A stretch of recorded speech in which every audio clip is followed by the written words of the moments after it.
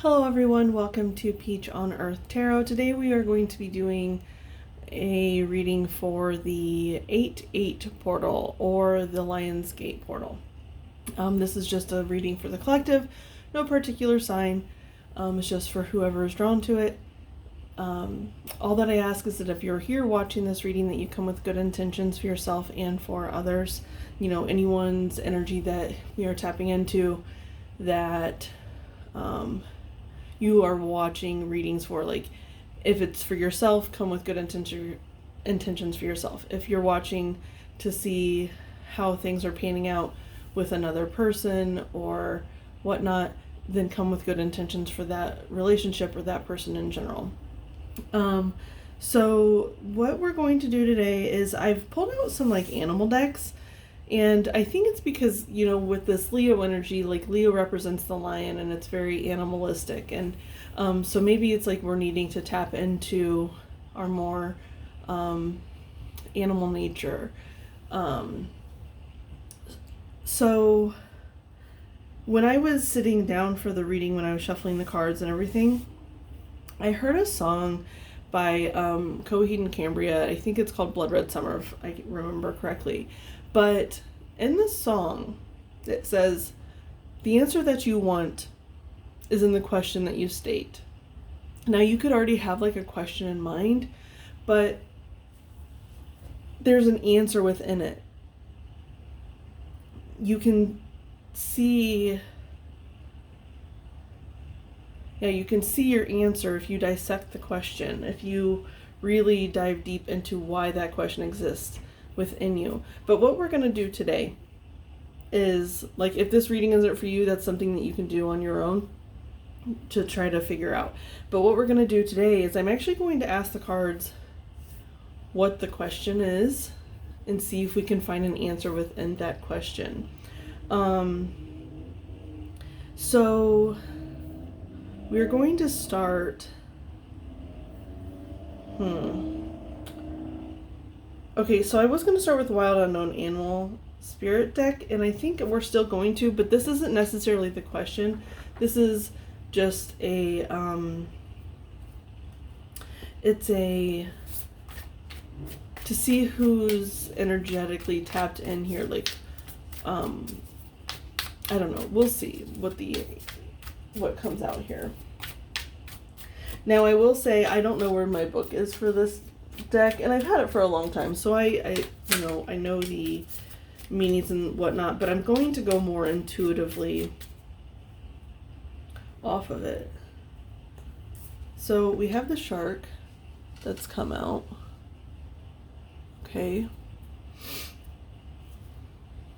This is interesting. They're saying to get the four corners. So I don't know if we're gonna get 4 cards or what. Sorry about this little bump here, but I haven't ironed it or anything. Okay. So we have this spider. Just right when I said the word spider there, I don't know why I got there's a character from Game of Thrones called the Spider. And it's like he has his webs cast out all throughout, what's that place called? King's Landing. And it's like he knows all. Okay. Now, we have the dolphin. When it came out, though, when I flipped it over, it was upside down. So we're actually going to leave it like that, just to see. Okay, one more card. One more animal card. And I'm not really sure why I'm doing 4. It's kind of interesting. I feel like maybe it's 2 energies, like 2 sides of the same energy of 2 energies, if that makes sense. But we'll see once we start reading the cards. Okay. Now, otter is on the bottom.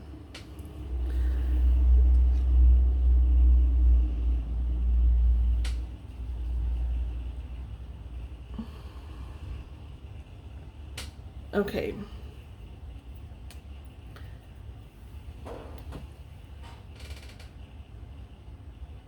Was I saying something about Earth? I don't know. I'm just getting really like Earth vibes here. And the otter is, they live on land and water. Which, when you look at the Earth like from outer space, you can just see all the land and the water. And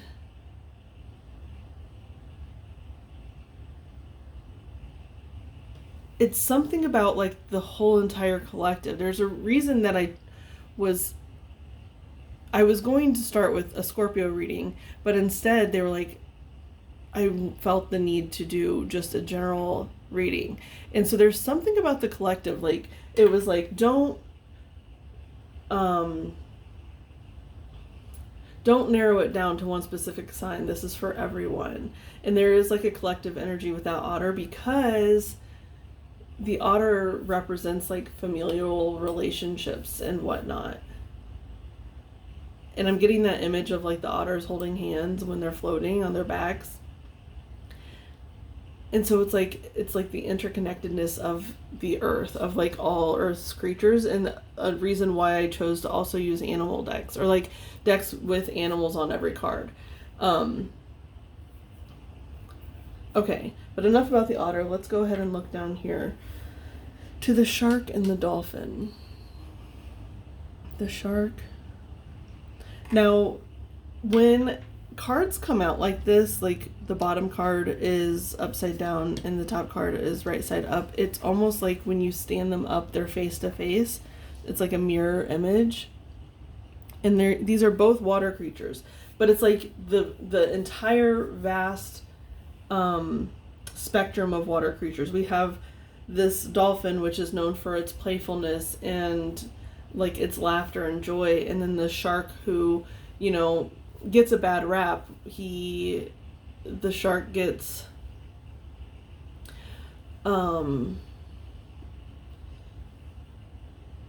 people are scared of sharks, even though like you're not that likely to get attacked by a shark. And you're in their domain, you know what I mean? Like, but that's besides the point.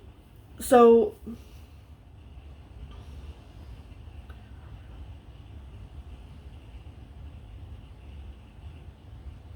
okay, they're kind of saying some more of how this layout's going to go. It's like the top is going to be the question, and then the bottom is going to be the answer. But with this, it's like there's some defensiveness here. There's some, and the dolphin is in reverse, so it's like someone or something that feels like it can't let its guard down, like it can't just like be free. Okay? Now the spider and the peacock.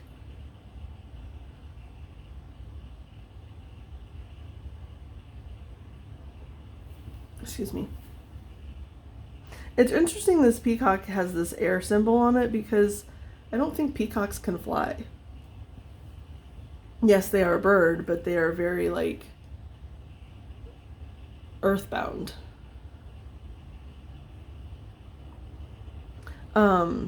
I was getting something about jumping spiders, about how it seems like they're flying. So even though a spider is supposed to be earthbound, a jumping spider is not, and a peacock is a bird, is supposed to have flight, but it does not. I mean, maybe it does. I could be totally wrong about that. But the spider is all about like dharma. It's about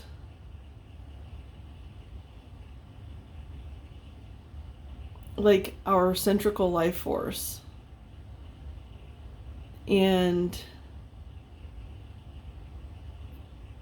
like when it comes to the chakras, our centrical life force is our heart, because there's 3 major chakras below our heart chakra and 3 major chakras above our heart chakra. So the heart chakra is right in the middle. And okay, they're kind of giving me like a message here about the question. It's something about, what are you doing to protect your heart? It could be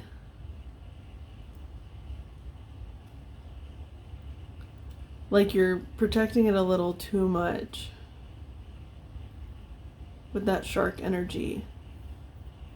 It's being misguided because the fear around sharks is misguided. You know, it's like with the Jaws movie. I think that put a lot of fear into a lot of people, like that sharks are inherently evil, but they're not. They're just a fish, you know, out to eat other fish. And sometimes humans happen to be in the water where fish are, and, you know, they get the shark attack or whatever.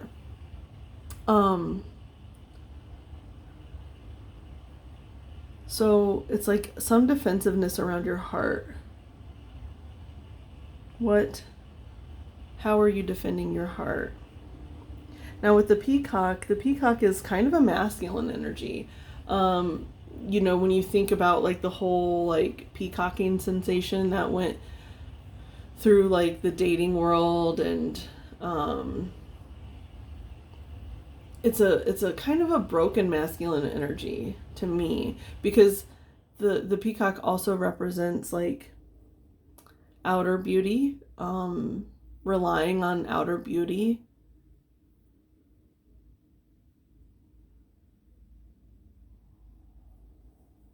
So it's like, okay, I do want to get some cards in between here, in between the shark and the spider, because I really feel like this is something to do with how are you protecting your heart? That's the question. And the answer lies within there. Like whatever it is you're doing to protect your heart is maybe detrimental to you, more than you think it is. Maybe you don't even realize you're doing it. Okay, so we are going to use the Everyday Witch Tarot, which these cards all have a cat in each card. Okay, what is the question? What is the question for this Lionsgate reading? What is the question? Okay, we have the Seven of Swords.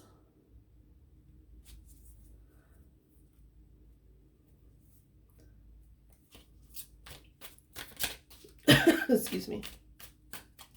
What is the question, please? The answer that you want is in the question that you state.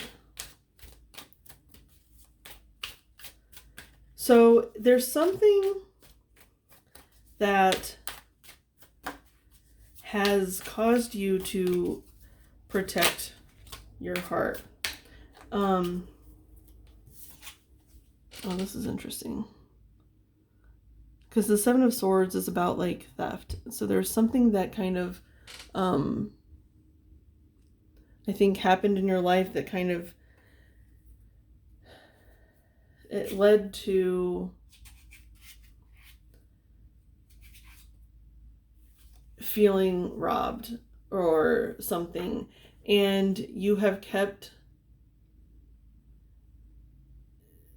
your heart at bay, I think, because with this Nine of Cups, you know, she's alone, she's on the beach, there's a crab here, and the crab to me is like soft on the middle, hard on the outside. And so it's like, and it's a very defensive crab, like, because the cat's going for it, but you're like oblivious to it. You're oblivious to the fact that I think that you've hardened your heart a little bit, because you feel good, you feel joyous in it, you feel you like being single. Like this definitely feels like a single person read for whatever reason, and it doesn't have to be. You can be in a relationship and also still feel alone, or just have your guard up. You can have all kinds of relationships and have your guard up, but it's like you feel like you've put something around your heart and it feels safe to you right now with that Nine of Cups after the Seven of Swords, because here it's like you were open and vulnerable, and then something happened and you just were like, whoosh, you put the walls up, you know, around the heart. You've put the barrier up.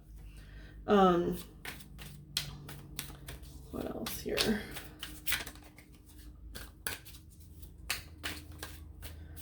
but you don't feel bad necessarily, you know, because the Nine of Cups does represent wish fulfillment. It's like, I think by doing that, maybe you healed something within yourself. That it's like if you hadn't have closed your heart up, if you hadn't had hardened it, it would have kept getting like injured, right? So it feels, it was necessary and it was good. Like you removed your energy from something. With that Seven of Swords, it's something that was threatening, for sure. The Knight of Pentacles. I want one more, so let's kind of overlap them a little. Yeah, it's like you're getting off the ground here. You're getting up off the ground. He's about ready to take flight.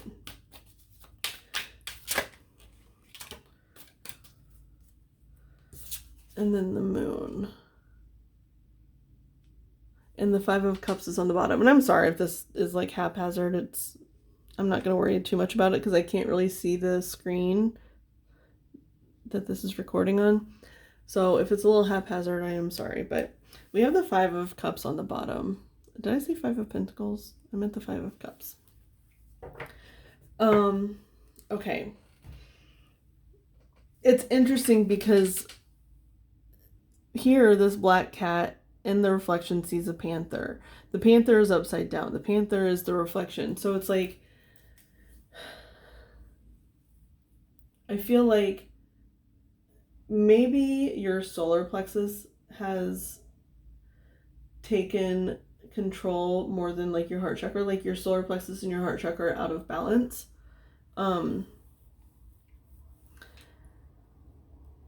Because they're both representing like the feminine and the masculine here, the spider and the peacock. They're kind of what's being represented here. Hang on a second. But it's like whatever you see in your reflection is kind of what you're presenting, even though it's not necessarily true. But hang on a second. Oh, okay, look at this. He's taking flight and then she's up in the air. It's like the masculine's on the ground, the feminine is up in the like the sky, the heavens or whatever. Because that's a woman on the broom there, and so there's something, you know, because the Lion's Gate, the Leo energy is like a very masculine energy.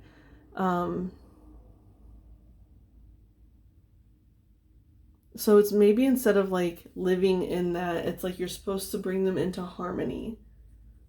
Whatever one you're living in now is like, it's too powerful. They need to be balanced. Okay, so what is the question here? That's what we're trying to... The Moon card, thank you. It reminded me that we're looking for a question because Moon is about mystery. What is the question here?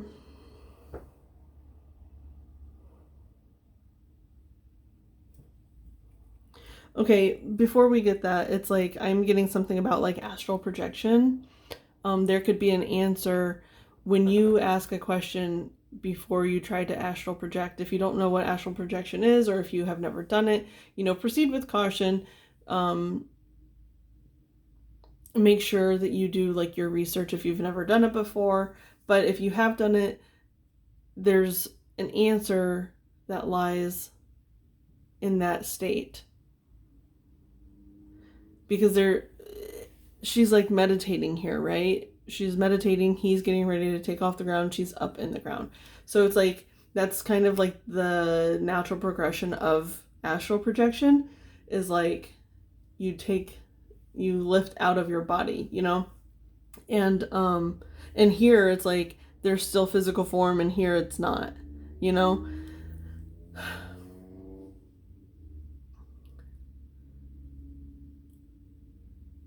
Okay. Just give me a second. You know, I think the question is just as easy as, how do you marry the two, the masculine, the feminine? How do we, like, that's how you step through the Lionsgate portal, is like by figuring out how to combine those two energies. And I'm getting this imagery from this show called Steven Universe, where they are these characters, and if they do a dance, they can combine form. And it's almost like in this astral projection or whatever, it's like you're doing a dance. Oh, that just reminded me of a card in another deck that I don't have out here. It's the Rumi Oracle, and it's something about like a divine dance between the masculine and feminine. So it's like maybe in this astral projection there's going to be like a dance of sorts.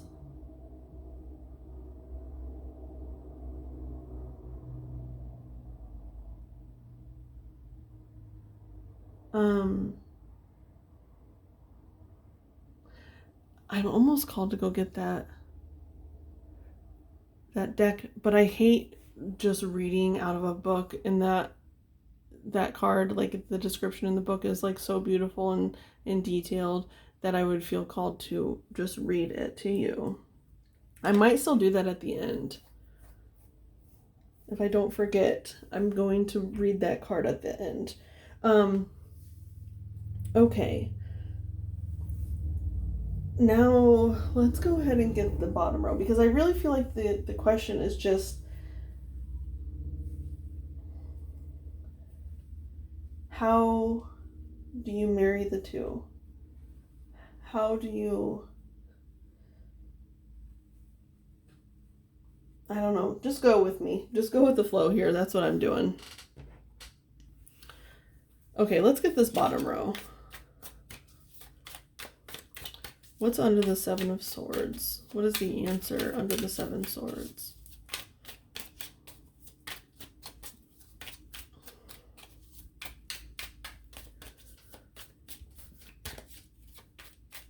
What is the answer under the Seven of Swords?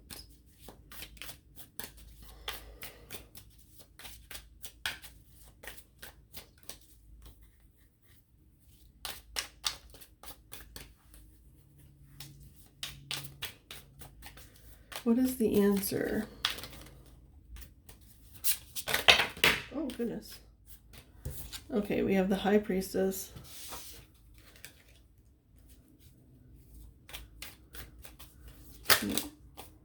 Oh my goodness. The Star. Oops. I'm sorry about that. Like I said, these are going to be all haphazard, so just bear with me.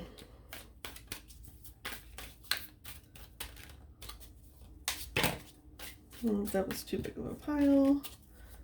I need one or two more cards, please, for this answer, for the Lion's Gate. What is this answer?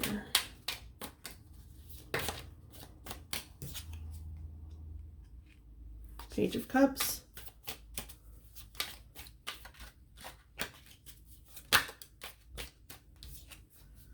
And the Five of Wands. So with the Five of Wands, I'm just getting like you are fighting against something. Like, what is it you're fighting against?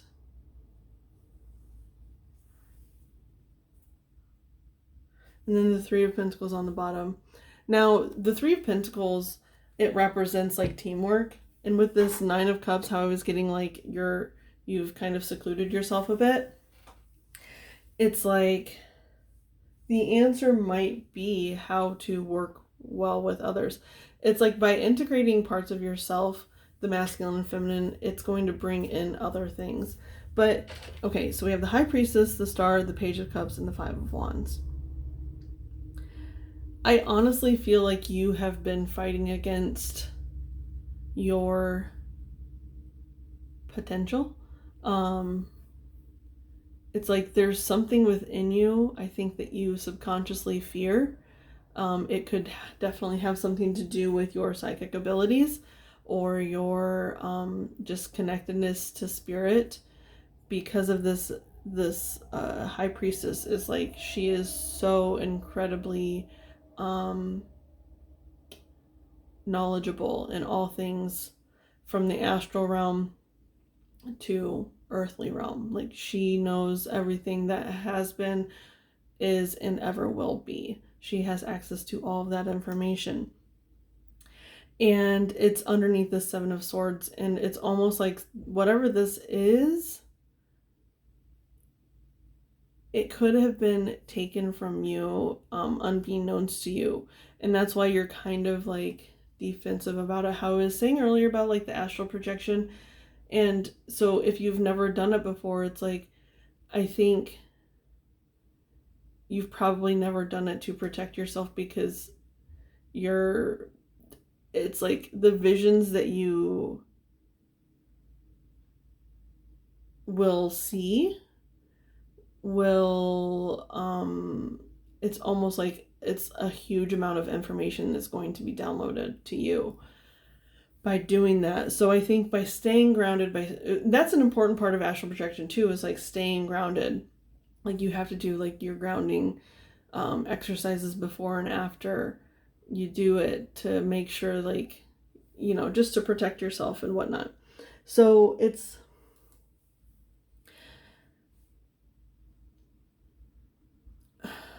I think it's something that you have been scared of, or it's something that someone around you was scared of, and kind of like maybe a little bit, I'm getting like maybe they gaslighted you a little bit. Like, I don't even know if it was necessarily like intentional, but it's almost like they saw something within you that made them uncomfortable. So, or another way to look at this is, I hate saying this because I feel like it's so gimmicky, but like someone could be energetically attacking you. Like, again, not necessarily even beknownst to them. Like, they might not even know that they're doing it, but they could. But the important thing is, like, you haven't felt necessarily bad. It's like you felt good in whatever position you've been in, but you also can sense a huge shift about to happen because of this star and this Nine of Cups. It's like you're content. You've reached the pinnacle of wherever you've been, whatever this shark and I forgot about this upside down dolphin.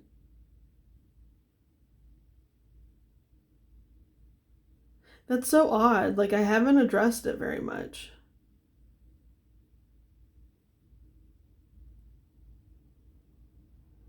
It's interesting because, like, it looks like it's frowning at this angle, but it's actually smiling, but it looks like it's frowning.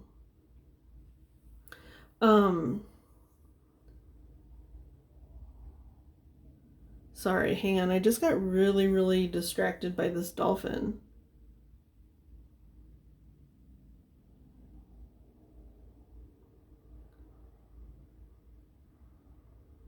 It's almost like your underlying spirituality is causing some kind of grief for you. But here's the thing that I remember what I was going to say. It's like wherever you've been, if you have had these like gifts that have been lying dormant, and it doesn't even necessarily have to be spirituality. I think it could be because of this high priestess, but like it could be anything, like any latent talent that you have has been lying dormant. And but that's okay, because like whatever you've been working on, it's like you have reached the pinnacle with this Nine of Cups. Like, you've reached what you have wanted to reach, and now it's like, where do I go from here? How do I keep going up? How do I not stay stagnant? You want to get up off the ground. You want to kind of go on to your next venture here, because with this page underneath this Knight of Pentacles, he's about to get off the ground. The page represents beginning. It's like the stage it's like the plan has been set in place. Like, that's the whole like Ace to 10 journey, is like the planning stage, and then like the knight, or the page, the knight, the queen, and the king is like the putting the plan into action.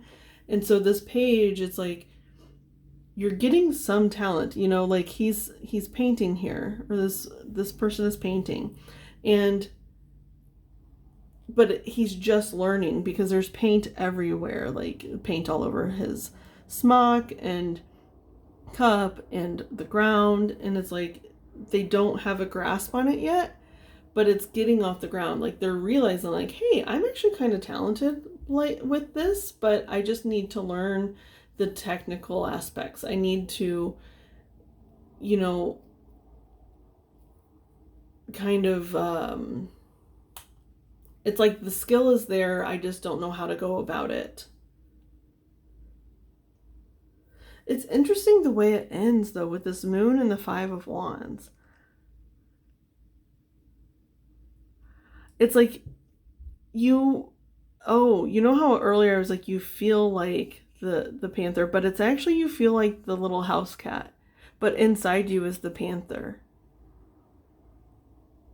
Because you feel like the page, you feel like you're not quite off the ground, you feel like you can't quite get there, but it is within you. Like that panther is within you. And I think like marrying, because the panther, like the Leo energy to me, how I was saying like earlier, it's like kind of a more masculine energy. It actually does feel like a very, very balanced masculine feminine, because it's like the confidence of the masculine energy and then like the grace of the feminine energy are just like, it's such a perfect Leo. That is what Leo is to me. It's like that perfect balance of power and fluidity.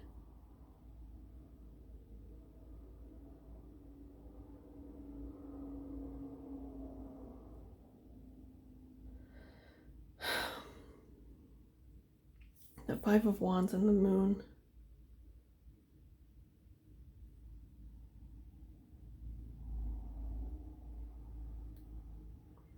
Yeah, you're definitely, I think the answer also has a question within it. That question in turn also has an answer, and I think it's, how are you blocking your potential? So this is like, how do I balance my masculine and feminine? And this is, how am I blocking that potential of coming into full balance here? Now I want to get some advice, and then I'm going to read from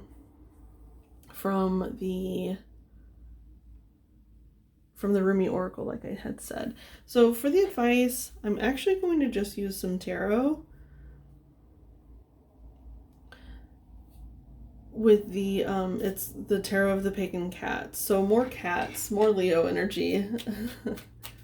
Okay. What is the answer to this first question of how does the collective balance their masculine and feminine? How do they balance the masculine and feminine? How do they balance the masculine and feminine within themselves? How do they get up off the ground?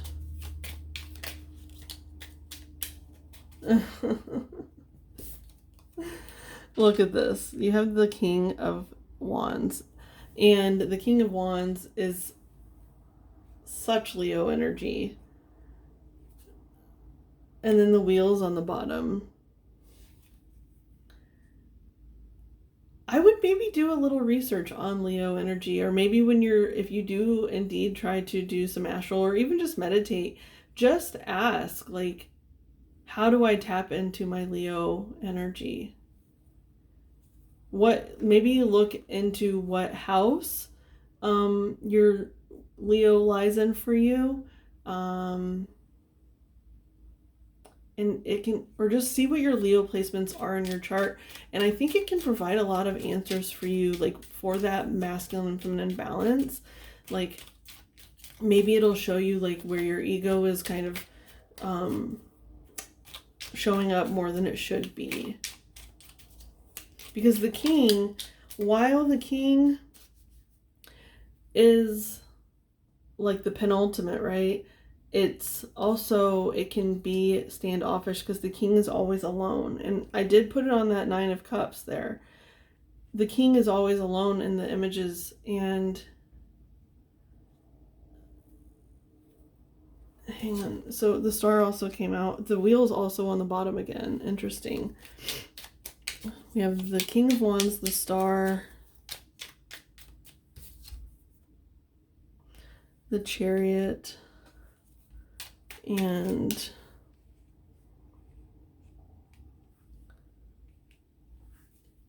one more. Look, the peacocks. Is that a masculine, like, is that a male and a female? I don't really know anything about peacocks. And then the 6 of Cups.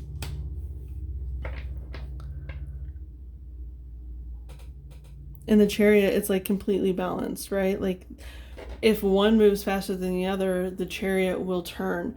If they move at the same pace, they will go forward.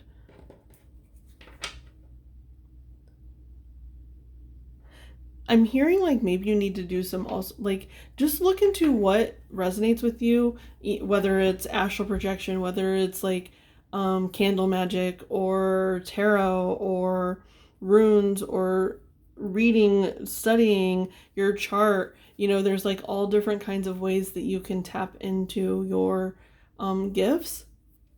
It could be art, you know, making potions, whatever, moon magic, whatever it is for you.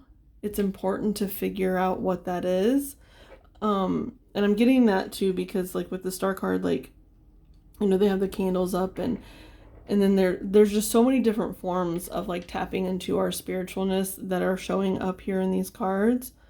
I'm also getting like water therapy, like taking a cleansing shower or bath, maybe an Epsom salt bath. So there's all different kinds of ways to tap into this for you. And to not, it's easy to do these things on your own, but there's something, it's like maybe by doing this on your own, when you marry your masculine and feminine, it's more likely to draw in your soul tribe, like, because you are balanced and at peace with who you are. And it can draw in those we love, it can draw in the things we love.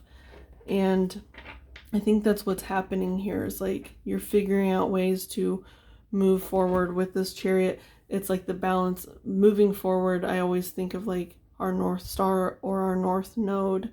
You could have North Node in Leo or something, not necessarily, but there's something about moving more towards your truth. Like, you've spent enough time back here, it's time to, you know, sharks and spiders both get a bad rap, you know? But it's like, it was okay to be here. It's time to move forward. It's time to move more into a balanced energy. And that 6 of Cups, it's interesting because the wheel came out. The 6 of Cups often represents like our childhood, or like things that we were drawn to when we were children. And that's the thing too, is like maybe this is something that you were drawn to when you were a child, but you were guided away from it. Like I was getting before, you were kind of guided away from that.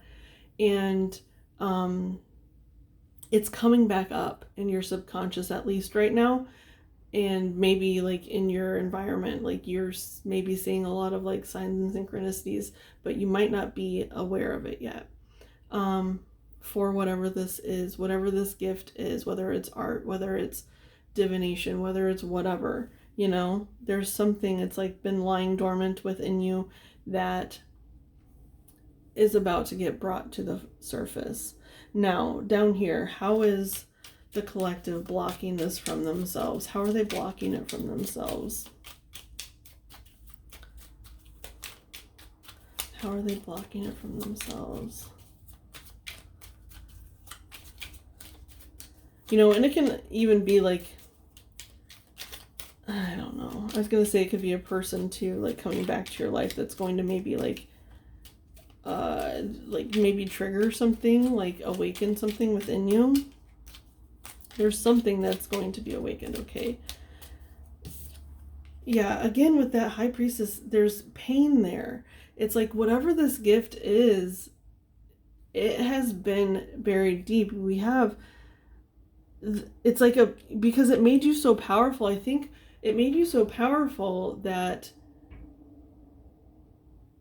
someone around you felt scared of it. It's almost like I'm getting this message, and this comes up for me a lot. It's like you might have displayed like psychic abilities as a young child, and it scared like whoever was raising you, your guardians. It's like it scared them, and so they suppressed it within you and told you, like, maybe they were like, oh, that stuff is crazy, or that stuff is evil and bad, or whatever. I am getting that really strongly, because by them doing that, it caused you a lot of pain. It caused you a lot of heartache. Like, who I am as a person isn't okay. Who I am is bad, is evil. It has made you feel like this Seven of Swords, this Three of Swords, this upside down dolphin, this shark, misunderstood, robbed you of joy. But here's the thing, okay? Like, that's the journey that you were meant to go on. It's okay to feel bitter about that. It's okay to feel like something was robbed of you, but it was the journey you were supposed to go on. You were supposed to have it suppressed so that it would enhance the way that you embraced it as you got older, right? Or at least that's what I'm hearing here. Okay, let's keep going. And we have the Four of Cups.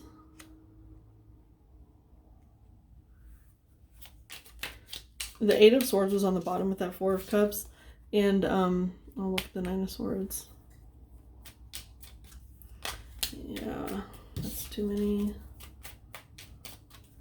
And what that's telling me is like, yeah, you've just been up in a tree. Like the Eight of Swords in this deck, it's like this cat is up in the tree and it can't jump down because there's all these swords below it. And it's like you've been stuck because the Four of Cups represents like missed opportunities because we were too busy focusing on one area. So it's like you were misguided. You were guided in a different direction than what you're suited to, which, like I said, is okay. It's what was supposed to happen and how you're supposed to learn, whatever. And but it made you miss a lot of things that were being presented to you. Okay, and then the Queen of Swords. A lot of swords energy coming up here now. And we have the Eight of Pentacles on the bottom. So, okay. Let's see here. How are you blocking, like, your heart chakra or whatever? Or blocking this healing, this connectedness from happening.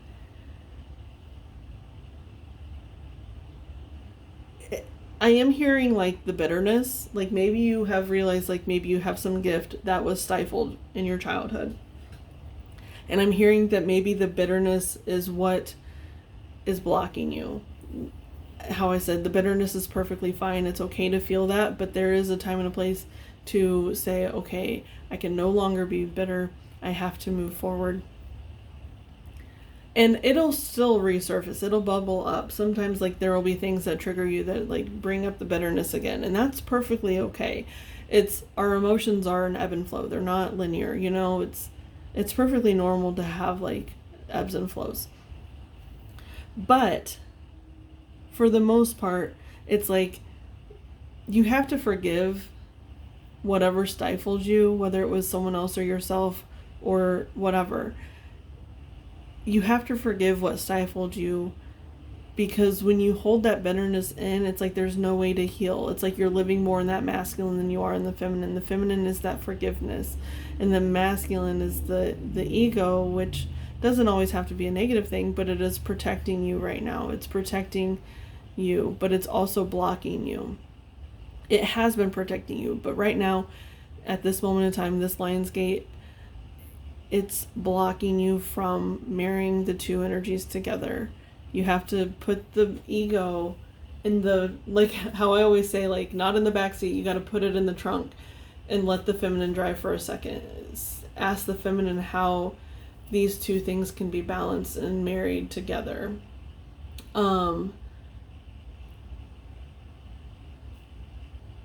So yeah, I think the way that you're blocking it is through,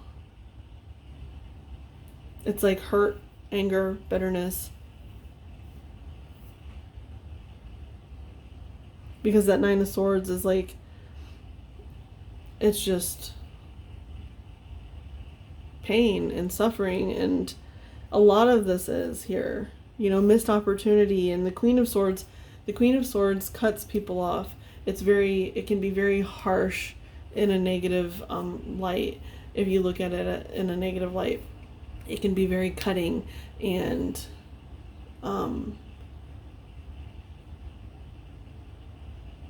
it's just lay the swords down, because the Seven of Swords here too, it's like something was robbed of you, and then you carried that burden with you, instead of like letting the other person take whatever it is they took from you. It's like you carried it with you still, and then you also carried like the pain and the suffering and like that swords energy. Like, it's hard to carry multiple swords at once because they will slip and slide and cut you, and it's just, you're carrying all of this thing that is constantly cutting you, and it causes you to become cutting, So the answer here for this bottom question, I feel like, of how it's blocking, or what is it that's blocking you, is like, you have to put that away. You have to allow your heart to lead for a minute. Okay, now I'm going to go get that Rumi card, and I'm going to read it. You can stick around for it if you feel so called, but if not, you don't have to, but just give me a second. I will go grab that. Okay, so the card that I was referring to is actually called the Whirling Goddess. Okay, so I'm going to just read it straight from the book. And so yeah, here's the message of the Whirling Goddess. Lose your head. Not a single thread that has a head can go through the eye of the needle. That's a poem by Rumi. Come, my love, are you dizzy yet? If you can still find your feet, then that is okay with me. But if you can still find your head, then I will take issue. There is a great dance, but it cannot be danced with choreographed steps. No, this great dance demands a response rather than an initiation, a reaction rather than a direction. So let us disassemble and lose our heads to the great music, the rhythm held steady in our beating hearts. Our feet shall be moving whilst our minds, inadequate to the task, take the night off. So it's like, just maybe it's kind of like I'm getting like a yes man type of mentality, like take a day to just say yes to life, or a week or whatever, and not let your mind get in the way of that. Just listen to your heart. Your heart will show you the way. Your head will block you from the way, right? Okay. There is somewhere you are meant to be. It is here, now, in this moment. There is a gift right under your nose, and fragrant wine in your glass, gleaming red as the most precious rubies. To be here, now, you must pass through the keyhole, but your head will tell you this is not possible, unless the door is unlocked. Even though your body is passing through the keyhole of that locked door into the endless world beyond. Leave your mind to be in its struggles for a moment, without you laying witness to it. Your mind will become like the dog howling for its master's return, even as he steps out the front door. Frustrated temporarily, he will chew on some shoes, then fall asleep peacefully until the master returns. So leave your mind trusting, chewing a little, until you are truly through the keyhole when it can rest. Leave it be. Instead, come dance with me. This oracle brings you a message. You are at the point of growth where your mind can hold you back rather than urge you forward. If you have, like so many, used your mind to support you, to shore up your sense of self, in the world and to gain a sense of certainty about how the world works, then this is no easy leap. It will seem as though you are being asked to pass through the keyhole. Of course, your mind will stop and argue for all the reasons why the door should be opened instead of remaining closed, making the task seem so much harder than it needs to be. But this is the mind in resistance. Don't place too much stock in the claims that life should be other than it is. You are being asked to dance rather than understand, to lay the thoughts to rest and come alive. It is the bravest, most trusting soul that dares put the mind to one side and say, "Tonight we dance, my heart and I, in the great rousing music of the beloved's beating heart, and I will not miss one step," and to awaken the next day and do it all over again, and again, and again. You are ready, you see, sweet soul dancer. You are ready to live beyond what you know, to have it not matter if you don't understand how life can work itself out, or how it could be that someone so normal and ordinary as you and I could also be so magnificent, wild, and divine. The need for answers and plans, assurances and explanations is passing out of your world now. You are not to wait for permission, for explanation, or even for another dance partner, for I am already inviting you onto the great dance floor. You are to let go of any stigma around not knowing. When someone asks you what you are going to do next, or how you are going to manage, you are given this divine mandate. Hang on. With relish reveal the truth. I do not know. Know nothing and dance, sweet soul, for all will unveil itself to you in perfect harmony and timing. Your heart shall create the steps in response to the music of the spheres happening now, alive and spontaneous and free. This oracle brings you a special message. If there's an issue apparently unsolvable and unknowable in your life now, which we are asking questions here, right? And the answers are within the question. Hang on. The divine is handling it. The divine is in the middle of it, working through the knot and unraveling it. Fear not.